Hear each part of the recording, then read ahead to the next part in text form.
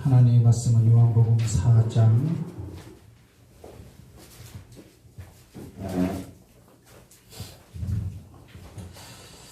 요한복음 4장 35절에서 38절 말씀까지 우리 교독하도록 하겠습니다.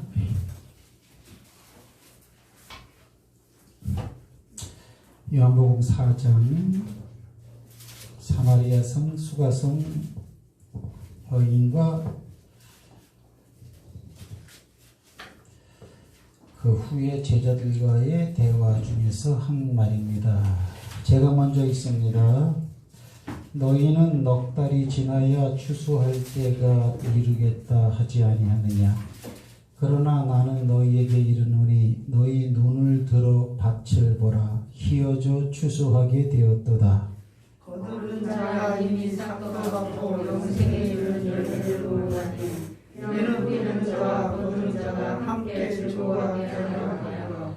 그런즉 한 사람이 심고 다른 사람이 거둔다 하는 말이 옳도다. 내가 너희를 거두러 보내었노니 다른 사람들은 노력하였고 너희는 그들의 노력한 것에 참여하였느니라. 중요한 얘기는 뭐냐면 넉 달이 추수 때가 됐다. 넉 달이 지나면 그 다음에 또 심는 자 그리고 또 거두는 자가 함께 즐거워한다. 그 다음에 추수하는 자는 심는 자의 노력에 참여했다. 알 듯 하면서도 모를 듯 하면서도 그런데요. 먼저 추수감사 전날 여러분의 먼저 그 영혼에 마음에 또 육신의 건강에 또 가정에 또 하는 일에 또 앞으로 하고자 하는 소망의 일에 하나님이 허락하시는 추수의 풍성한 기운이 깃들지어다. 아멘. 깃들어갈지어다. 아멘. 추수감사하면은 성경에서 가장 좋은 추수, 아름다운 추수는 어디서 누구에게 어떤 상황에서 어떻게 말했을까? 우리가 말한 것처럼 이삭의 100배 추수가 있죠. 이삭이 그랄 땅이라는 곳에 가고 농사를 졌는데 그 해에 평소보다 100배가 더 되는 그런 추수물을 거두었죠. 하나님이 하시면 다 됩니다. 아멘. 하나님이 하시면 쉬워요. 아멘. 그러니까 이제 우리의 생각과 우리의 패턴대로 딱 이렇게 젖어서 사는 사람들은 이렇게 이제 말을 하면은 멀단 말이야, 이게. 그래서 멀어서 안 되는 거야. 왜? 내가 너에게 하는 말이 네 마음에 갇혔고 네 입술에 있다. 이렇게 돼야 되는데 그냥 아는 얘기 정도거든. 저 얘기, 식상하다. 그러니까 식상한 것만큼 100배는 먼 거야, 이렇게. 하나님이 하시면 쉬운데 하나님은 어떻게 일을 하시냐면 지금도 말씀을 통해서 일을 하시고 그 말을 믿는 사람들 속에서 역사한다 이렇게 말한 거예요. 하나님이 하신 말씀 가운데 그해 100배의 결실을 맺었다 그러면 그게 갇혀와야 돼. 그게 갇혀와야 하나님이 하시면 다 됩니다. 저게 진실로 하는 사람이에요. 그냥 하나님이 하시면 다 됩니다. 쉬워요. 그 말이나 이삭이 그해 농사를 100배를 졌어요. 그거랑 똑같은 얘기거든요. 근데 저거는 구호로 외치니까는 그냥 이렇게 와닿고 100배 이런 거는 거리가 멀고 그러면 안 된다 이거지. 따라합시다. 말씀이 갇혔자. 말씀이 갇혀야 돼. 말씀이 갇혀오면 현상적으로도 성경을 항상 가차에 두게 돼 있어요. 그거는 필연이야. 그죠? 그건 필연이란 말이에요. 그리고 어떻게 살아도 하여튼 뭐 이렇게 하나님 말씀을 대하는 거는 성경적 배경에 의하면 하나님을 만나는 거고 하나님을 대하는 거고 하나님이 네가 나를 만나고 싶어? 이렇게 하고 지금 조언을 주는 시간이고 그러니까 천하에 그거보다 귀중하고 소중한 일이 없다. 이렇게 이제 말을 하는 거죠. 이게 암만 이제 좋은 얘기라도 자꾸 많이 하면 식상하기가 싫어 이렇게. 그러니까 다음 주 설교 시간에는 말씀 강조를 내가 빼버려야지. 이렇게 평범하게 다른 목사님처럼 그냥 순리대로 설교하고 말아버려야지. 근데 다 걸려요. 왜? 초장부터 그게 키야. 왜 또 100배 또 그 얘기 내가 해갖고 말이야. 칠판에 써놓지도 않았는데. 여러분이 하는 일에도 100배, 1000배를 갖다가 퍼부을 수 있는 분이 하나님이신 줄 믿으시기 바랍니다. 이렇게 내가 말씀을 염두에 두지 않고 하는 말이라면 주소서가의 말이지만, 주술가의 말이지만, 이거는 하나님의 말씀의 근원을 바탕을 두고 하는 얘기이기 때문에 하나님의 말씀은 다 된다는 얘기죠. 오늘 양집사 오늘 안 왔는데 며칠 전에 그 글 올린 거에 보니까 말씀 메시지에 하나님 앞에서 만물이 다 벌거벗은 것 같이 다 드러나느니라. 히브리서에 그 말을 갖다 넣었단 말이야. 이렇게. 그게 2장 말씀입니까? 하나님 앞에서 만물이 벌거벗은 것 같이 다 드러났다는 건 뭐냐면, 하나님이 말씀을 하면 말씀의 내용은 이 땅에서 다 이루어져 있는 것이 대부분이죠. 천국에 대한 것도 있죠. 그죠? 천국을 목적으로 하는 얘기도 있단 말이야. 그러나 대부분은 이 땅에서 대인이지 대물이지 어떤 일이든지 무엇이든지 하여튼 이 땅에서 이루어지는 사람의 본분에 대해서 하나님이 하는 말이기 때문에 이 땅의 것을 얘기한 게 많아. 그죠? 궁극적인 목표는 천국이에요. 그러면 하나님의 말씀한 것은 이 땅에서 그대로 이루어져야 돼요? 안 이루어져야 돼요? 그죠? 오직 말씀의 세계로. 말씀은 존재다. 말씀은 실상이다. 그 말이 그 말이야. 하나님 앞에서 만물이 벌거벗은 것까지 다 드러나느니라. 하나님의 말씀하는데 그 말이 숨어있는 말이 어디 있냐 이거야. 그렇게 말한 것은 내용대로 드러나게 돼 있다는 거죠. 근데 히브리서 저자는 그걸 갖다 벌거벗은 것까지 드러나게 돼 있다 이게. 벌거벗다라는 것은 적나라하게 드러난다는 걸 말하는 거죠. 우리가 이제 옷을 입으면 이게 감추잖아, 그죠? 이렇게. 그러나 만물이 그분 앞에서 벌거벗은 것 같이 드러나느니라.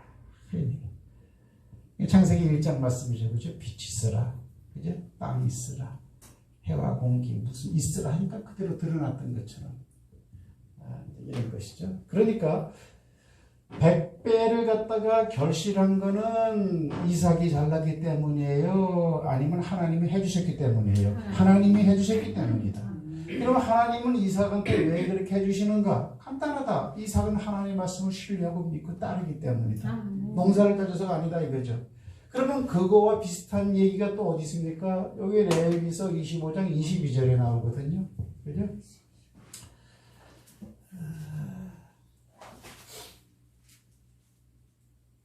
지금 내가 생각에 딱 스친 게 뭐냐면 여기서요. 예배관을 중요시 여겨라. 그런 게 탁 떠올라. 왜 그러는지 모르겠어.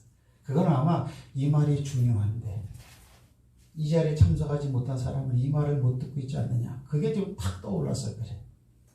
예배관은 굉장히 중요합니다.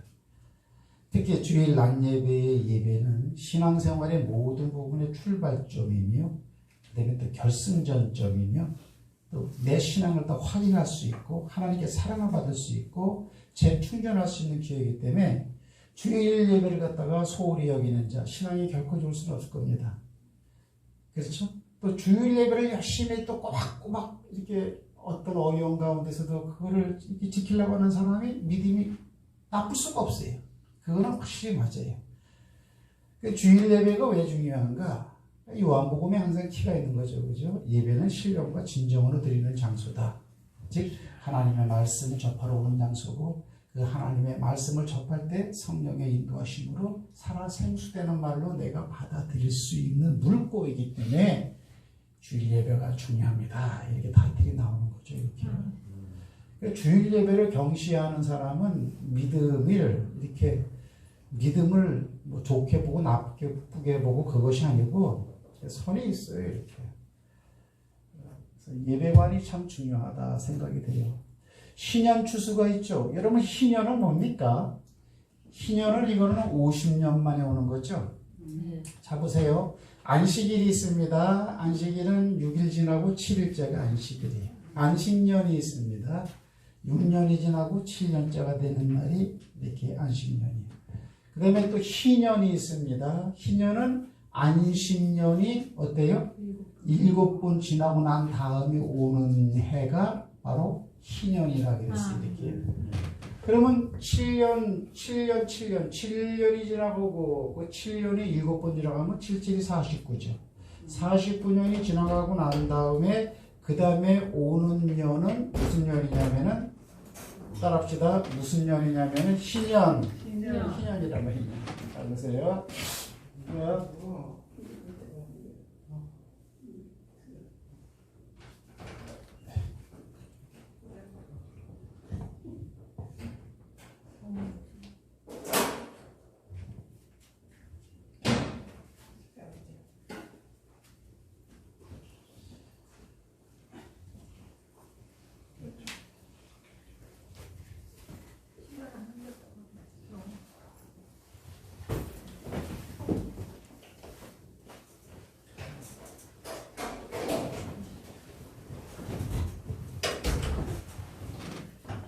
대단하신 분입니다. 자, 7 곱하기 7은 그러면 이게 뭐냐면 이게 49년이란 말이에요. 이렇게요. 49년 다음에 자 여기 주목 49년 다음에는 다음에 50년째죠. 50년 그죠? 50년 이렇게. 이 50년을 갖다가 이제 희년이라고 하라고 이렇게 말을 하고 있는 거죠. 그럼 우리가 아는 것처럼 희년하고 49년은 뭐냐면 이게 안식년이죠. 안식년은 농사 지면 안 되고 희년도 농사를 지면 안 돼요. 이렇게. 말 그대로 6일이라고 하루 쉬는 것처럼. 그죠? 년으로 따지면 6년 동안 일하고 7년째는 1년을 쉬는 거예요. 이렇게. 그러면은 우리가 지금 추수감사절 때 얘기니까 추수 이야기니까 그러면 자 보세요. 48, 49, 50년 이렇게 된단 말이에요. 이렇게요. 그럼 이때까지 이게 일을 하죠. 이건 안식년이란 말이야. 이건 희년이고 이거는 안식년이니까는 일을 하면 안 되고 희년 때도 일을 하면 안 돼요. 그럼 48년 때 3년치 추수가 된다고 말하고 있죠. 이렇게 말을 하는 거예요. 근데 그 하나님의 약속에 대해서 우리의 믿음이 따라갈 수 없을 때는 질문하게 돼 있어요. 질문하고 불신하고는 틀립니다. 하나님이 스스로 질문해줘요. 내가 요 때도 일을 안 하고 요 때도 일을 안 하니까 이때도 먹고 살아야 되잖아. 그러면 48년 때에 내가 3년치 49, 50, 51년 왜? 51년은 파종하는 해니까는 열매가 없죠. 그 3년치를 갖다가 요때 가을에 내가 줄게 이렇게 말하는 거예요. 하나님이 왜 이렇게 말하느냐? 백성들이 질문한다는 거죠. 아니 그러면 이거 이렇게 3년 동안 이게 농사를 안 지면 굶어 죽습니까? 그러니까 내가 3년치 이거를 주겠다. 자 이런 축복이 여러분에게 임하길 바랍니다. 아멘. 이제 이건 서두에 나왔으니까는 제 설교 맥락에서 그렇게 중요한 키포인트는 이게 아니야. 다른 데 있어. 그래서 아마 여기까지는 여기까지는 구약에 농산물을 졌을 때 풍성하게 추수하는 그런 영역을 표현한 부분이라고 말을 할 수 있는 거죠. 이렇게. 그러나 성경을 펼쳐보면은 잠언서 25장 11절에 보면은 경우에 합당한 말은 은쟁반의 근사하라 그랬어. 그렇죠? 이수경 지사 까딱까딱 하잖아. 지가 올렸거든. 경우에 합당한 말은 은쟁반의 사과가 하나 되겠다. 금사과라. 이거 그렇게 중요하다는 거야. 그러면 어떤 말이 경우에 합당하냐? 이 세상에서 선비들이 하는 말이 합당합니까? 교수들이 하는 말이 합당합니까? 아니요. 하나님의 말씀을 보고 하나님의 말씀이 이러니까 이렇습니다 라고 자기는 빠져버리고 하나님의 말을 갖다가 딱 내미는 그 말이 가장 합당한 말이 되는 거야. 그렇죠? 사람 가운데서 합당한 말을 하는 사람이 따르면 서로 싸우겠지. 네 말이 옳다 내 말이 옳다. 내가 더 잘했다 네가 네 말을 못했다. 이래 되는데 좌우지간 어떤 경우가 되었든지 어떤 경우가 되었든지 어떤 상황이 되었든지 그 상황에서 가장 확실하고 좋은 말이고 복되고 의미있고 살리는 그런 말은 합당한 말은 하나님이 하신 말씀 뺏기는 없는 거예요. 그렇죠? 왜? 세상 가치라는 것은 세상이 변하면은 이론도 변하죠. 여러분 세상 사람들은 합당한 말을 한다라고 할 때 어떤 이론을 근거로 해서 하는 말을 합당하다 그래요. 근데 그 이론이라는 게 세월이 자꾸 바뀌면서 이론도 바뀌어 바탕에. 그러니까 합당한 말이 계속 유동적이 되어갖고 세상에는 맞는 말이 없어요. 이렇게. 경우에 합당한 말은 하나님 말이다라는 그런 사실이죠. 이 얘기를 제가 왜 하죠? 성경에서 그러면 오늘 추수 감사절인데 추수라는 말을 갖다가 어떠한 내용을 표현할 때 주로 많이 썼느냐? 그래서 내가 이게 중요한 표시 나왔다 그래요. 심판과 다 기록해놨어. 심판과 연관된 그 줄거리에서 추수라는 말을 써. 자, 예를 들면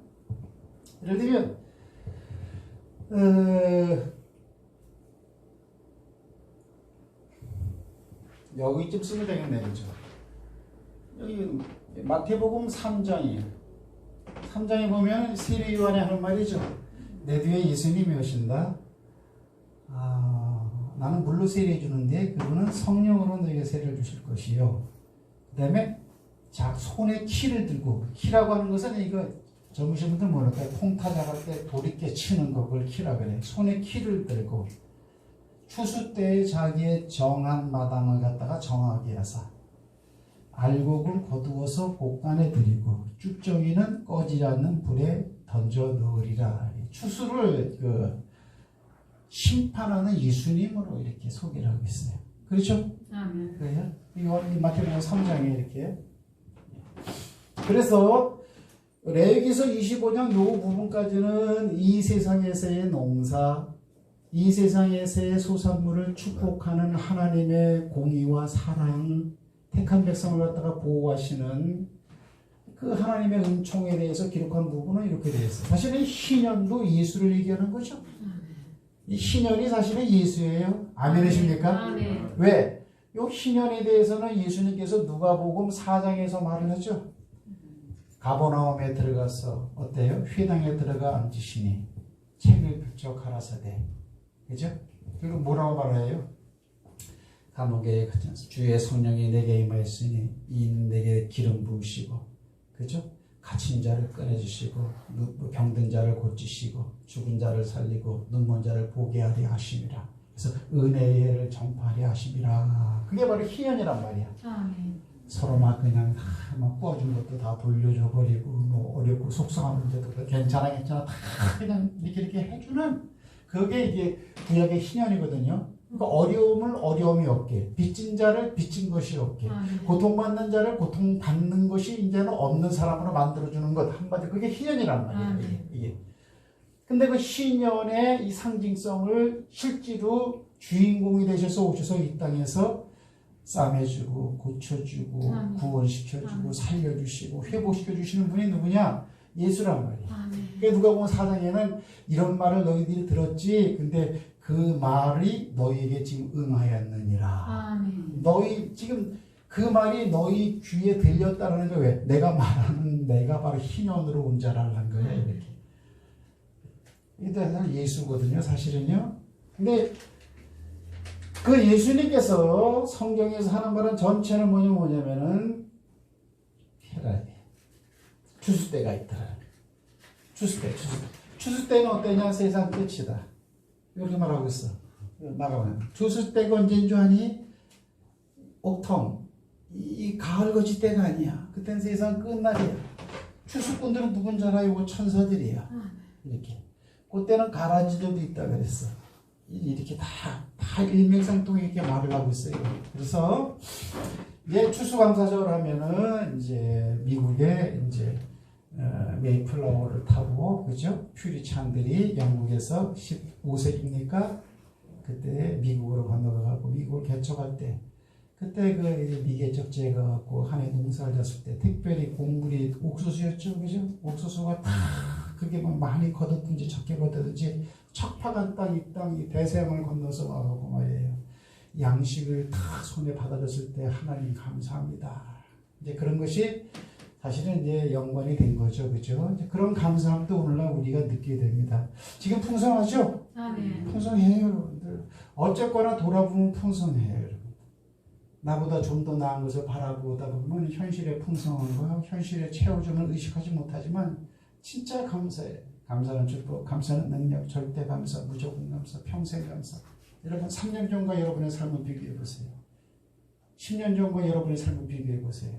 똑같지 않습니다. 계속 변합니다, 여러분들.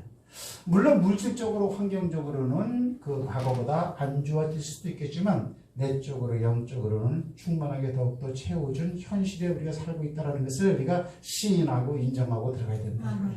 왜? 우리 인간은 그렇게 살아야 행복된 존재이기 때문이다라는 거예요. 동물적 삶은 지금 제가 하는 말 같은 게 풀려먹지만 사람은 절대 그렇지가 않다라는 거예요. 절대 그렇지가 않아요. 고린도전서 15장 탁 나와요. 너희가 지금 하는 그 일이 결코 헛되지 않느니라. 이렇게 말합니다. 그러면 이제 오늘 내가 이제 하려고 하는 핵심적인 내용이 뭐냐면요. 아까 말한 것처럼 추수라는 것은 실제 공물을 추수하는 그런 데 포커스가 맞춰지기보다는 예수를 믿고 구원받고 하나님의 구원을 시키기 위해서는 악인과 선인을 갈라야 되기 때문에 심판이란 필연적인 과정을 갖다가 진행시켜야 되는 것이고 그렇기 때문에 그때를 갖다 추수 때. 왜? 추수 때는 분명히 알곡이라는 것이 그때 나오고 쭉정이라는 것이 추수 때 나오기 때문이다. 이 봄에는 여름에는 자랄 때는 뭐가 알곡인지 뭐가 쭉정인지 알 수가 없는 거죠. 하지만 가을에는 딱 이 분별이 되는 거죠. 심판 때와 연관돼서 추수라는 단어를 쓰고 있다는 걸 먼저 우리가 의식을 해야 돼요. 이게 어떤 뭐냐? 이게 경우에 합당한 말이야. 성경에서 추수하면 심판과 연관되어 있다. 이게 경우에 맞는 말이야. 왜?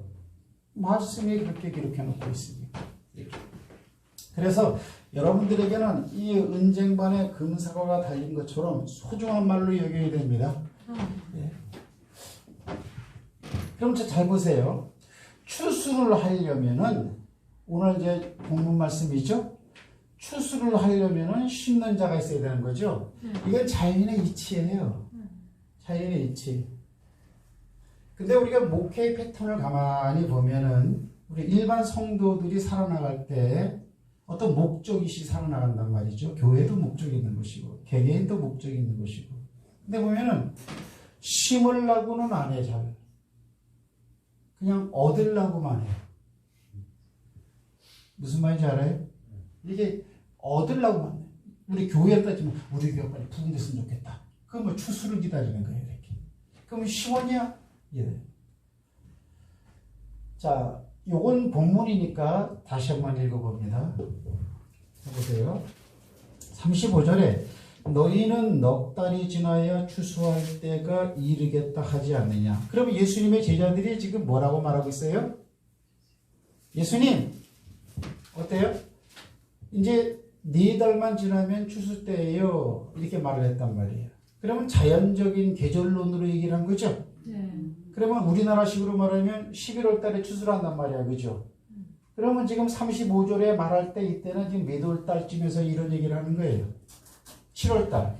7, 8, 9, 아니야. 8월 달. 8, 9, 그래, 7월이지. 8, 9, 10, 11. 그죠? 그러니까 여기는 7월 달이야. 제자들이 예수님, 이제 4달만 지나면 이제 추수 때입니다. 이렇게 얘기를 한 거예요. 이렇게. 그러니까 예수님은 뭐라고 말을 해요? 그러나 나는 너희에게 이르노니 너희 눈을 들어 밭을 봐. 벌써 추수할 때가 됐는데. 그러면 이거는 육적인 추수를 말하는 거예요? 영적인 추수를 의미하는 거예요? 이건 영적인 추수를 의미하는 예수님의 눈으로 보더라도 지금 꽃이 펴 있어. 벽꽃이 펴 있다고 지금 7월 달에 지금. 그게 추수 때가 아닌데 주님은 그러나 나는 너한테 말한다. 눈을 들어서 좌우를 바라봐봐. 뭐 논밭까지 갈 것도 없어. 그러면 지금 밭 가운데 서 있어서 이 얘기하는 겁니까? 자, 무슨 말인지 몰라요? 자, 봐요. 그러나 나는 너에게 이르노니 너희 눈을 들어 밭을 보라 그랬어요. 이렇게. 그러면 밭이나 논가에 가서 이 얘기를 하는 거예요? 아닐 거라고요. 그죠? 이때는 뭡니까, 여러분들? 사마리아 여자가 이야기를 하고 있는 사마리아 도성이라고 이렇게. 근데 주님은 뭐예요? 밭을 보는 거야. 세상을 밭으로 보는 거야. 그리고 뭐 추수하려고 좀 다 휘어져 있잖아, 지금 이렇게. 그러면 예수님의 눈에도 어때요? 곡물은 아직 안 익었지만 예수님이 이렇게 말을 할 때는 이 추수는 육적인 추수가 아니고 영적인 추수를 말하는 거죠. 죽어나가는 사람을 갖다가 살려라. 아멘? 그게 바로 이게 추수를 의미하는 거다라는 거예요. 보세요. 밭을 보라 희어져 추수하게 되었도다. 거두는 자가 이미 싹도 받고 영생을 이루는 열매를 모으나니 이는 뿌리는 자와 거두는 자가 함께 즐거워하게 함이르라. 36절에 거두는 자가 이미 열매를 모은데 지금 거두는 자가 제자들은 지금 4달이 지나야 추수 때라고 생각하는데 예수님 지금 거두는 자가 있다는 거예요. 이렇게. 그리고 열매를 벌써 이렇게 모으는데 왜 열매를 모으는 줄 아냐? 이는 뿌리는 자와 거두는 자가 함께 기뻐하게 하기 위해서다 이렇게 말하는 거예요. 이렇게. 그러면 거두는 자는 뿌리는 자가 아니잖아요. 이 사람이 거둘 때는 누군가가 뿌렸다라는 거죠. 아멘. 그죠? 그러면 육신적으로 바라보면은 거두는 자가 즐거워요, 뿌리는 자가 즐거워요. 거짓말 치고 있어요. 거두는 자가 더 즐거워하지. 뿌리는 자는 못 거두니까 뿌리기만 했으니까. 뿌리는 자가 이 한 동일인이어서 거두기까지 한다면야 무슨 당연히 즐거워하겠지만 둘로 나누고 있다. 이거 뿌리는 자도 있고 거두는 자도 있더라는 거예요. 그럼 뿌리기만 하는 사람은 어때요? 자기가 얻는 게 없어. 그러나 뿌린 것이 자라가지고 나중에 거두는 사람은 자기 소유가 되어지니까 즐거워하는 사람은 누구만 즐거워해야 돼요? 거두는 자. 거두는 자만 즐거워해야 한다는 거예요. 그러나 성경은 뭐라고 말해요? 뿌리는 자와 거두는 자가 같이 즐거워하게 함이리라 이렇게 말했다는 거지. 그러면 이것은 뭐냐면 이거는 세상 자연적인 농법에 의한 비유가 아니죠. 세상 농법은 내가 뿌렸으면 내가 거두잖아. 그죠? 이거는 뭐냐? 뿌리는 거, 이거 말씀을 뿌리는 걸 의미하는 거죠. 말씀을 뿌리고 예수 믿으세요. 예수 믿으세요. 교회 다녀야 됩니다. 그래야 천국 가요. 이게 뿌리는 자에게요. 그러나 그 말을 받은 사람이 일정한 시간이 지나갔을 때 거두는 자를 만나가지고 예수를 만나든지 교회를 다니게 되면 이 사람은 그 사람을 얻는 거죠. 이런 의미야, 이런 의미예요. 그러면 뿌리는 자는 즐거워요, 안 즐거워요? 헛고생해야 되는 거죠, 헛고생. 인간적으로 보면 그죠?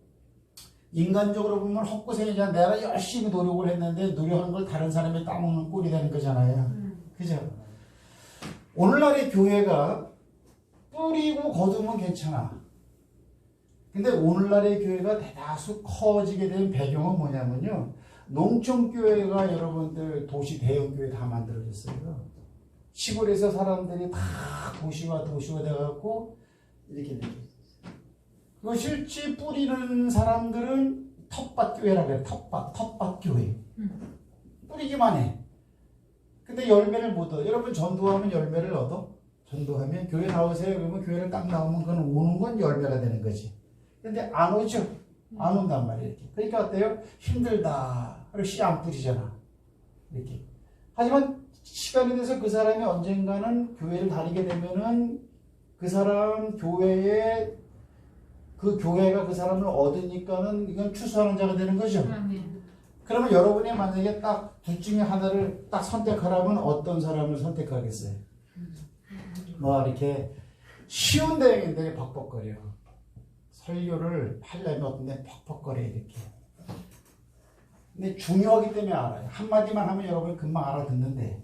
그러면 내가 여러분에게 질문하는 거, 여러분은 뿌리는 자가 될래? 거두는 자가 될래? 솔직히 말해봐요. 거두는 자가 되고 싶지. 왜? 고생 없이 그냥 꿀거든 내가 먹으니까 이렇게. 하지만 성경은 어때요? 그렇게 말하고 있어요? 성경은 그렇게 말하고 있잖아. 뭐라고 말해요? 자, 보세요. 36절. 거두는 자가 이미 싹도 받고 영생에 이르는 열매를, 그 영생에 이르는 열매니까 구원자라는 거 아니야? 열매를 모으나니 이는 뿌리는 자와 거두는 자가 함께 즐거워하게 하려 함이라 그랬어요. 그죠? 그러면 그 사람이 어떻게 됐든지 간에 영생을 얻게 되면은 뿌리는 자도 즐거워한다는 거죠. 그러니까 뿌릴 때는 그런 마음을 가지고 해야 돼요. 근데 더 중요한 말은 뭐냐면 37절. 그런즉 한 사람이 심고 다른 사람이 거둔다 하는 말이 오라에 틀려요? 이게 오라. 주님도 옳다 그랬어. 그러니까 내가 뿌리고서는 내가 소득이 없다고 어때요? 의기소침해야 할 필요가 없다. 아멘. 하나에 그래. 한 사람이 뿌리고 다른 사람이 이제 거두는 거예요. 근데 중요한 건 뭐냐면 상급은 어떻게 되느냐. 상급 따라합시다. 38절이 38절이 상급이다. 상급이다. 38절 시작. 내가 내가 너희로 노력하지 아니한 것을 거들어 보내었노니 다른 사람들은 노력하였고 너희는 그들이 노력한 것에 참여하였느니라. 아멘. 그럼 제자들도 보세요. 내가 너희로, 제자들이야, 노력하지, 이게 어부들이니까 뭐 노력했겠어? 너희로 노력하지 아니한 것을 거두러 보내었노니 다른 사람들은 노력하였고, 그러니까 노력한 사람들은 뿌린 사람이죠. 다른 사람들은 노력하였고 너희는 제자들이죠. 그럼 제자는 지금 위에 저기 뿌리는 자예요, 거두는 자예요? 제자들은 거두는 자야. 거두는 너희는 그들의는 누구야? 뿌린 자들이죠. 뿌린 자들의 노력한 것에 참여했다 그랬어. 그럼 누가 주체예요? 뿌리는 자. 자, 잘 봐. 쉽게 이제 이해를 해줄게요. 이게 뭐예요? 나만 알지. 이게 빌딩 아니야, 빌딩. 이게 현대건설이야, 이게. 현대건설. 근데 전현기 장로님이 딱 입사 취직을 하고 딱 들어갔어.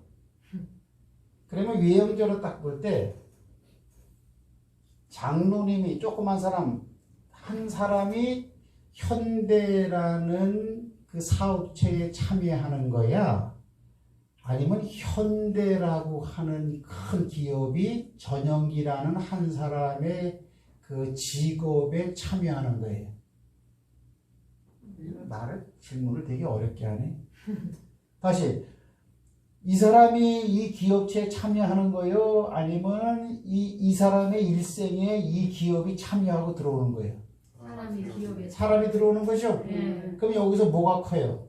현대가 크죠? 네. 이건 작죠? 마찬가지죠? 거두는 자가 뿌리는 자의 일에 참여하였도다. 이러는 거예요. 그럼 누가 더 커요? 뿌리는 자. 첫째, 뿌리지 않으면 일단 거두어지질 않아요. 이렇게. 뿌리질 않으면 거두어지질 않아. 자, 오늘 전도를 나가서 만약에 그 사람이 전도를 받았다. 그러면 그 사람이 물론 내가 바로 전도해갖고 바로 뿌리자마자 바로 열매를 얻을 수도 있겠지만 대개는 그런 경우는 없죠. 그죠? 그 전에 누가 전도했든지 어떻게 했든지. 그죠? 예, 여기 김정태 집사도 뭐 바로 나온 게 아니야. 먼저 씨를 뿌린 사람이 있어. 나이 많은 그 여자 목사님 있어. 그분이 주천하게 뿌렸어, 이렇게. 근데 내가 거뒀다고. 그럼 뭐예요? 기쁘죠? 저분은 헛고생한 것 같지? 안 그래. 그분의 일에 내가 참여하는 거야. 하나님 어때 그 사람을 더 세워주는 거예요. 이게 뿌리는 게 이게 보통 일이 아니라고, 이게 경우에 합당한 말이야. 이게. 근데 어때요? 전도해봐야 뭐 안 와. 안 와. 그리고 안 뿌려. 안 뿌리고 어떻게 해요? 거들라고 뭐예요? 거들라고. 그냥 이렇게 일확천금.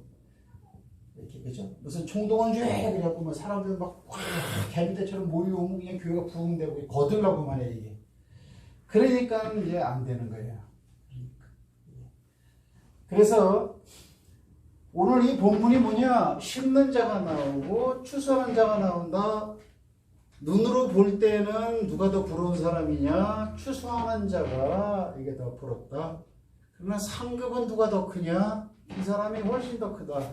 하지만 현실적으로 이 사람은 아무것도 없다. 이게 되는 거예요. 그러나 이 일로 둘 다 기뻐하게 된다. 아니 이 사람은 짜증을 내야 되는데 내가 신나게 농사 지었더니 저놈이 가져왔네. 투정을 부려야 되는데 왜 이 사람도 기뻐야 되느냐. 그 사람의 기호는 상급은 너한테 있다. 그래도 우리가 알게 모르게 우리가 뿌려놓은 일에 참여하는 사람들이 굉장히 많아요. 굉장히 많아요. 이거를 크게 커요. 제가 이거 예전에도 한번 설교를 했는데요. 우리나라가 왜 이렇게 기독교 국가가 됐어요? 뭐 갑자기 무슨 60년대, 70년대 부흥이 된 이유가 뭐예요? 일제시대 때 뿌린 사람들이 있기 때문에 그래. 주기철 목사님처럼 죽어나가고 순교당하고 뭐 신앙의 절개를 지키고, 네? 또 더 멀리 들어가 보면은 멀리 거슬러 더 과거로 가보면 창세기 때부터 아브라함 때부터 신앙의 연주 있는 그런 사람들 그죠? 이 목숨 바쳐가지고 중세시대 때, 로마 폭정시대 때 말이에요. 복음에 절단되지 아니하고 이여구에서 씨를 뿌린 그런 사람들이 어때요? 세대를 건너서, 해를 건너서 이렇게 추수로 오는 거예요. 저와 여러분도 무슨 뭐 누군가의 영향을 받아가지고 추수가 된 거지, 그냥 된 게 아니거든. 그래서 뿌리는 게 굉장히 중요하다, 이게. 그래갖고 오늘 400, 내가 맨 처음에 찬송 부른 게 뭐냐면, 이거 그렇거든요. 익은 곡식 거둘 자가 없는 이때에 누가 가서 거둘까? 그렇죠. 그리고 제단 숯불 레입 술에 대인이 이게 뭐예요? 이사야서 1장 아니야. 그죠? 하나님이 딱 누가 나를 위하고 누가 우리를 위해 갈고 그러니까. 그죠? 주여 내가 여기다. 그때 이사야의 입술에 파로다 나여 나는 죄악된 백성 중에 거하면서 영광스러운 주님을 봤으니까 내가 죽겠구나. 하나님의 일을 감당하려고 하니까 내 죄가 떠오른다. 그러니까 제단 숯불을 천사가 딱 가져가고 그냥 딱 지져버리더라고. 이게 그 얘기야. 제단 숯불 내 입술에 대니 어찌 주저할까 나를 보내주소서. 추수 때는 성경은 이 얘기만 하고 있어. 그러니까 이제 뭐 여러분 복 받으세요. 추수 때 하나님이 축복해 주셔가지고 이제 그런 설교들이 이제 대부분 많겠죠 지금요. 그것도 맞고. 그러나 실제적으로 이치의 경우에 합당한 말은 뭐냐면은 영혼 구원을 갖다가 추수물로 연관해서 성경은 거의 다 표현하고 있다는 걸 꼭 기억해야 된다 이거죠. 그럼 보세요 그러면. 그러면 창세기 18장 보면은 창세기 17장이 뭐죠? 18장이 뭐죠? 17장은 아브라함과의 언약, 18장은 어때요? 사라와의 언약이야. 그죠? 그 언약의 내용은 뭐였죠? 이삭 준다라는 그런 내용이었죠. 그렇죠? 아멘. 근데 창세기 17장 18절에 보면 이 내용이 뭐냐면 내가 너를 택한 이유 그랬단 말이에요. 하나님이 말하는 거야. 내가 아브라함 너를 갖다가 왜 택했는 줄 알아? 택했다라는 것은 아브라함의 개인적으로 볼 때는 믿음의 조상으로 택한 거니까 내가 왜 너를 믿음의 조상으로 택했는 줄 알아? 이렇기 때문에 내가 너를 믿음의 조상으로 택했어. 이렇게 말하고 있어요. 거기 한번 찾아보세요.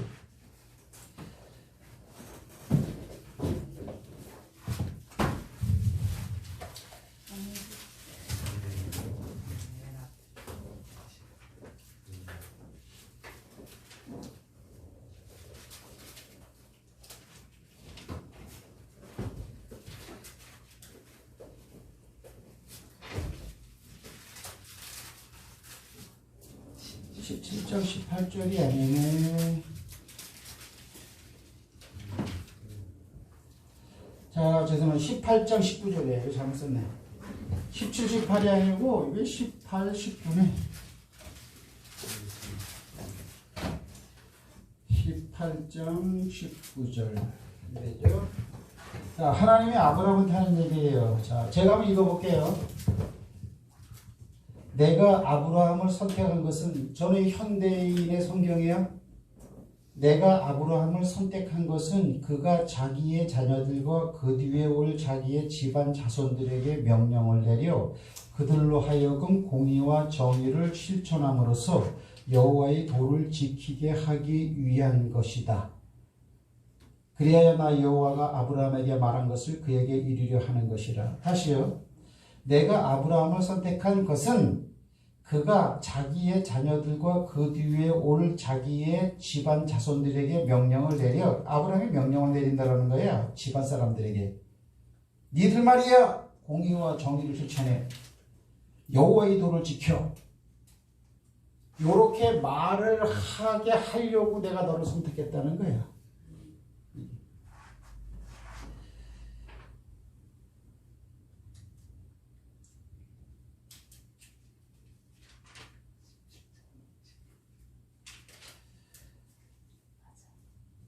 그러니까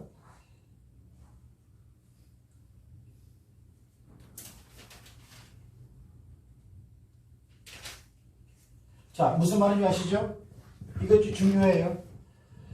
저와 여러분이 영적으로 아브라함의 자손인 거 맞습니까? 아멘. 아브라함의 자손이라면은 아브라함이 우리 조상이라는 것이고 그 조상을 이제 본받아야 되는 건데, 본받는다라는 건 똑같아. 세상 사람들은 우상을 섬기면서 조상들을 갖다 본받겠다고 말하는 거고, 믿음의 사람들은 믿음의 조상 아브라함을 본받는다 그러는데 가장 중요한 것, 하나님이 왜 아브라함을 택했을까? 간단하다라는 거예요. 복을 주기 위해서 뭐 그런 것도 있지만은 특별히 그런 내용 가운데 오늘 18장 19절에서 한 가지를 딱 지목해서 말해요. 선택한 목적, 이유. 뭐냐? 너 네 집안 사람들 구원시키게 하려고 너를 택했어. 이건 의미가 심상한 거죠. 여기서 우리의 그 집안 사람들을 봐야 돼, 실제로요. 여러분들 몸부림치셔야 돼요. 신약성경에서는 자기 집안 사람들을 갖다가 전도하지 않는 사람들은 어때요? 그러면 화를 맞는다 그랬는가? 신약성경에도 그런 말이 있더라고요. 하나님이 이 세상에서 한 혈맹으로서 한 집안으로서 살게 해준 구성원은 굉장히 중요해요. 그거는 가족이라고 생각합니까? 가족 이상이에요. 가족이라고 생각하면 그거는 세상적인 껍데기 시각이에요. 소중한 내 가족, 그건 껍데기 시각이에요. 그거 이상이에요. 이상.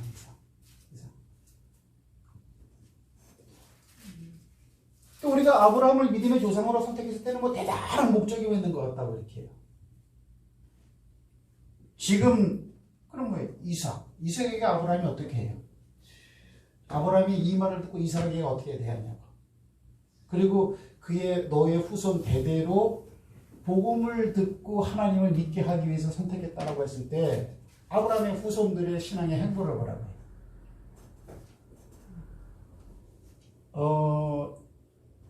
여기에 우리가 태만하면 안 돼. 교회 부흥시키자는 얘기 아니라니까. 이게 꼭 세례 요한 같은 생각을 하는 사람이 있대버려요. 그래서 그런 사람은 천국에 가는데 작은 자가 되는 거야. 알아요? 작은 자가 돼. 말씀을 아는데. 이거 뭐야? 세례 요한에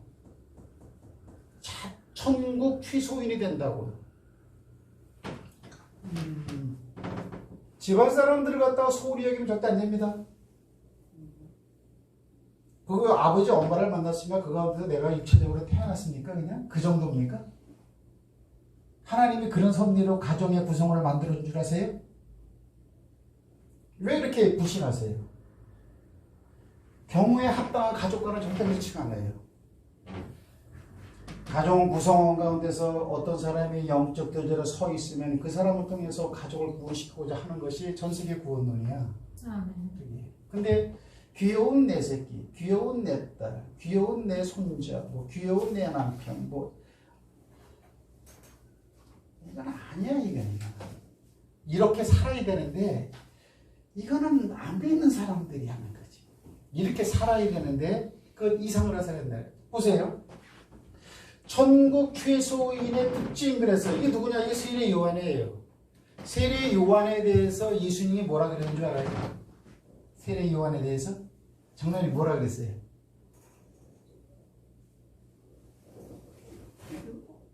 사람을 사면 제일 큰 자인데 천국에서는 내가 지금 얘기할게요.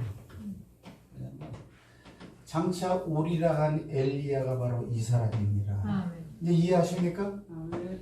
왜 세례 요한을 엘리야라고 불렀죠? 그거는 엘리야와 같은 영성을 가지고 엘리야와 같은 시대에 진리를 외쳤던 것처럼 똑같은 판박이 시대에 엘리야가 아방에게 우상 섬기는 그 생활을 때려치고 진리 하나님만을 갖다 증거하고 그렇게 했던 것처럼 예수님이 오기 전에, 예수님 오기 6개월 전에 오신 양반이니까 이 양반이 어둠에 쌓여있던 그 세상 사람들을 어때 그죠? 예수를 갖다가 발견할 수 있도록 그 길을 잘 닦는 그 일이 똑같기 때문에 어때요? 세례 요한을 갖다가 엘리야라고 예수님이 말하는 거야. 아멘이십니까? 그 마태복음 17장이에요. 그 수시 강조를 많이 했어. 왜? 이것이 지금 여기 가슴에 새겨져 있어야 돼. 이런 시간까지. 그러면 세례 요한은 예수님이 볼 때는 엘리야죠. 엘리야야. 근데 세례 요한은 뭐라 그래요? 나는 엘리야가 아니야 이런다니까. 요한복음 2장에 가보면요, 이 세례 요한의 세례를 줬단 말이죠. 이렇게. 근데 서기관들이 와서 물어봤다 그랬죠. 너 누구냐? 네가 모세냐? 네가 에레미야냐? 네가 엘리야냐? 나는 엘리야가 아니다. 그러면 경우에 합당한 말이 예수의 말이 맞는 말이요, 세례 요한이 하는 말이 맞는 말이에요. 보세요. 잘 보시라고. 여러분이 하나님의 아들입니까? 자녀입니까?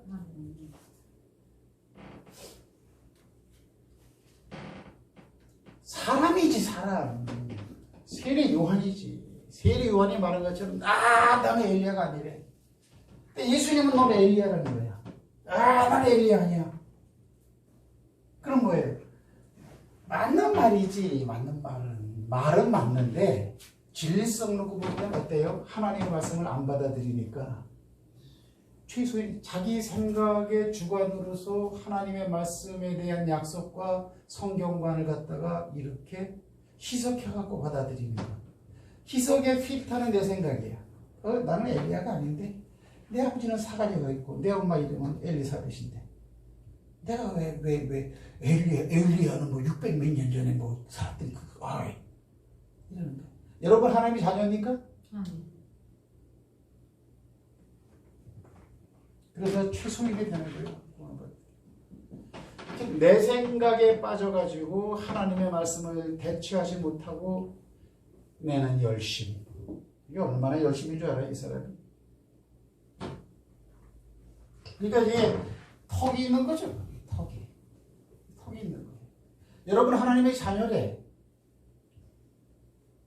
양자의 영을 받았기 때문에 예수님과 여러분이 형제래. 멀어요? 내가 생각할 때도 나는 황용환 씨의 아들이지. 세례요한 같은 생각을 나도 가지고 있어요. 그러나 그 생각을 있으면 안 돼요. 하나님의 말씀을 보고 여기서 나의 족보를 찾아야 돼. 나의 근원을 찾아야 돼. 그러면 이게 맞는 거야. 이게 하나님의 말씀의 경우에 합당한 말이지, 내가 지금 생각하는 것은 절대 틀릴 리가 없어라는 확신의 세례요한처럼 내가 왜 엘리야냐 이런 말이 맞는 말이 아니라니까. 자기 생각을 접어버리고 지식에까지 새롭게 변화를 받는 사람, 에베소서는 그런 사람을 요구하고 있는 거예요. 내 생각 똘똘가지고 이렇게 앉아있으니까 은혜와 성령 충만이 임해도 내 생각이 똘똘하니까 안 되는데. 그래.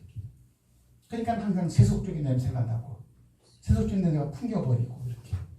기독교적인 예수 그리스도의 채취, 내 인생 예수 인생 내 걸음 예수 걸음 이런 걸 절대 이렇게 발견할 수가 없고. 그러나 어때요? 이것이 예수님 당대와 복음 초기에는 실제로 그렇게 변화된 삶의 사람들이 많았어요. 우리 한국 사람들의 1세대 신앙인만 봐도 그랬어요. 그렇죠? 뭐가 문제입니까? 쇠 신줄 같은 여러분의 생각이 문제지. 저도 그래, 저도. 나는 뭐 황용환 씨 아들이지. 우리 엄마 저기 있는데 이것도 맞는 말이죠. 그러나 성경에 누구나 너는 예수와 형제야. 그게 맞아. 누가 가족입니까? 가족들이 와도 가족이 아니라 예수님. 나하고 같이 복음을 증거하러 다니는 요 제자들이 내 형제 자매라고 말한단 말이야. 그러면 뭘 따라가야 돼요? 이렇게. 그래서 천국 최소인 요한의 특징은 뭐냐? 열심도 있어요. 믿음도 좋아요. 이렇게. 하나님 말씀도 알아요. 나는 광야에서 외치는 사람이야. 그럼 말씀을 갖다가 좋아하려면 왜 그거 하나만 좋아해? 다 좋아해야지. 나는 구약에 엘리야가 올 것이다라고 예언된 그 사역을 감당하러 온 사람이야. 이걸 안 받아들이니까 인간적인 생각을 해요. 말씀도 조금 안다. 열심도 있다. 그러나 내 생각이 강하다. 내 모습이더라고요. 그러니까 거듭남이라고 하는 것은 다른 실존으로 태어나는 거죠. 이렇게. 그러면은요, 이게 불행하지는 않아도 기쁨은 별로 없죠.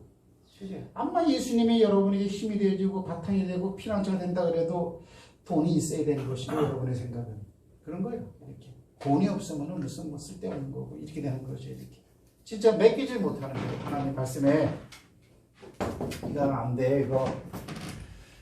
자, 그래서 이 저기 택한 거는 집안 사람 살리라는 거야. 내가 너를 택한 거는 이렇게. 그러니까 영적인 조상하고 DNA가 같아야 되는 거 아니야? 저는 좀 DNA가 비슷해요. 어떻게라도 가족 살리려고. 안 되면 할 수 없어. 여기 뭐 이스마엘 지 멋대로 나가버리는 거야. 말 안 들어 이렇게. 뭐 에서와 야곱이 들고 뛰고 막 싸우는 거야. 뭐 안 되는 건 할 수 없어요. 그래도 하나님의 말씀으로 다시 한번 읽어드립니다. 나는 이런 말이 좋더라고요. 내가 아브라함을 선택한 것은 그가 자기의 자녀들과 그 뒤에 올 자기의 집안 자손들에게 명령을 내려 그들로 하여금 공의와 정의를 실천함으로써 여호와의 도를 지키게 하기 위한 것이 아니냐. 그리하여 나 여호와가 아브라함에게 말한 것을 그에게 이르. 그러니까 하나님이 아브라함을 통해서 이루려고 하는 것은 아브라함이 하는 거야. 하나님이 하도록 기다리면 안 돼요. 아브라함 속에서 하나님이 아브라함의 입술을 통해서 하나님이 이래요. 그러니까 여러분의 집안 사람들을 보라라는 얘기야. 지금 뭐 중요한 1순위, 2순위가 또 따로 있습니까? 신영이도 저기 뭐 부모님에서 기도해야 돼. 설에 보고 거기 말이야. 거기 맛 좋은 새우 있다고 말이야. 그만 먹고 오시면 돼. 왜? 나는 이게 경우에 합당하다고 하는 말이야. 자, 잠언서 25장 한번 보세요. 잠언서 25장 11절을 한번 봐봐. 구약성경. 잠깐 살다 죽는 게 인생인데 뜬구름 잡으려고 하는 그런 거를 자녀들에게 가치관으로 물려주지 말고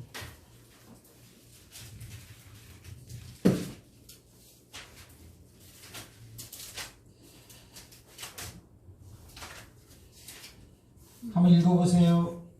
경우에 합당한 말은 아로새긴 언쟁반의 근사관이라. 슬기로운 자의 책망은 청종하는 귀에 금고리와 정금 장식이니라. 다시 한번. 뭐예요? 무슨 말? 슬기로운 자의 책망은 청종하는 슬기롭게 책망하는 자의 말을 잘 듣는 귀는 이런 거야. 네. 무슨 말인지 알아요?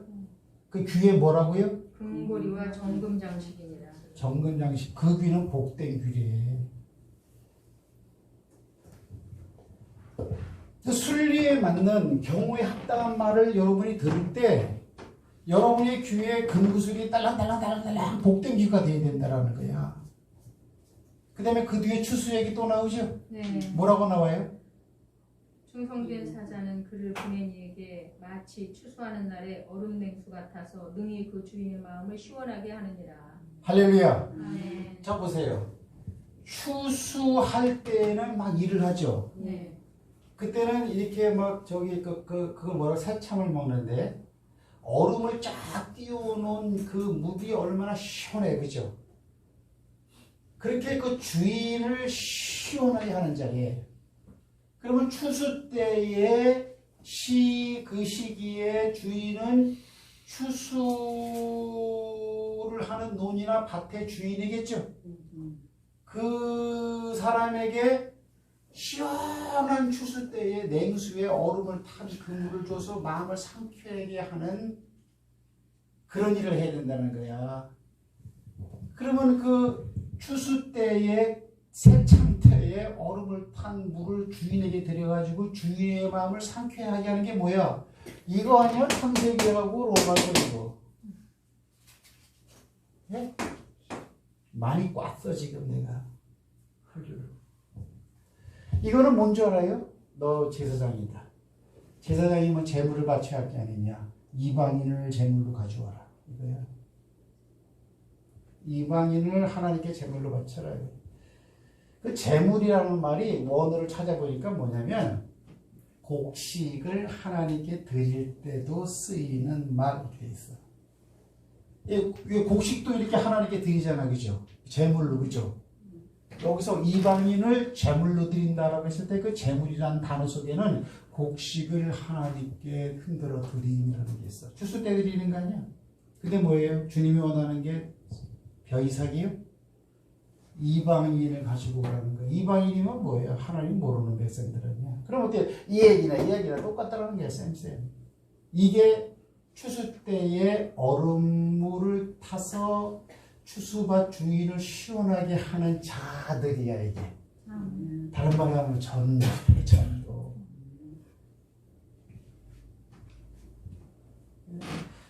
누가복음 자 로마서 15장 16절도 한번 읽어보세요.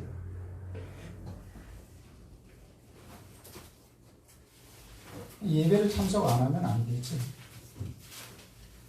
남 이름이 좋아도 말씀을 안 들으면 안 돼요. 말씀은 여러분 쇠발톱 같은 여러분을 변화시켜요. 그래요?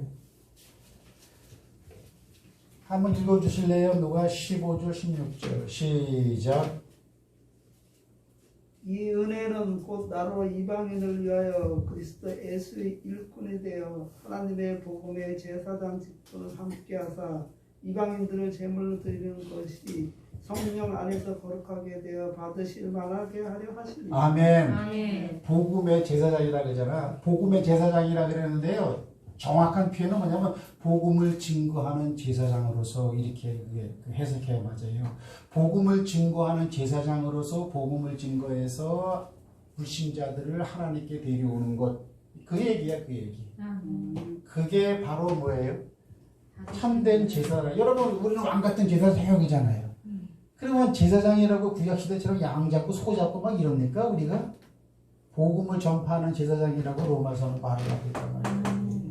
이게 뭐예요? 이거는 가족들에게. 따라합시다. 이거는 가족들에게. 이거는 가족들에게. 이거는 주변 사람들에게. 이거는 주변 사람들에게. 복음을 전하는 거다. 하나님의 말씀대로 살라고. 그것이 얼음물의 생수 같은 행동을 하는 거야. 주인을 시원하게 하는 거다. 그게 합당한 말이다라는 그런 사실이야. 추수할 것은 많되 일꾼이 적으니 그러므로 추수하는 주인에게 추수할 일꾼을 보내어 달라고 해라 이거야. 사람입니까? 추수꾼은 누구라고요? 천사라고 그랬어요. 주님 이 사명을 감당할 수 있는 영적 근원에게 보내주시옵소서. 왜? 여러분이 해봤었지만 전도는 꿈도 못 꾸죠. 한 번도 안 해본 사람이 있죠. 기가 막힌 기적입니다. 성경에서 가장 중요시 여기는 게 영혼 살리는 전도인데 그거를 한 번도 못 해보고 천국 간다, 주 앞에 쓴다, 이것처럼 기적이 없어. 내가